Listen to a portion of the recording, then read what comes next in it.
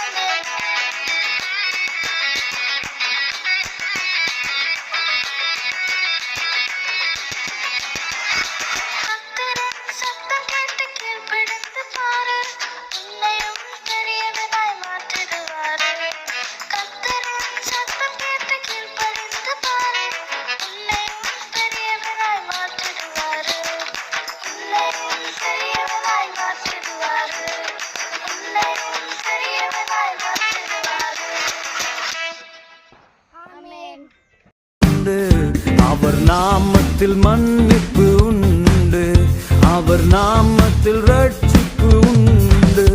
நாம் ரட்சிக்கப்படுவதற்கென்று வேறே நாமம் நமக்கில்லையே, நாம் ரட்சிக்கப்படுவதற்கென்று வேறே நாமம் நமக்கில்லையே. அவர் நாமம் இயேசு கிறிஸ்து, அவர் நாமம்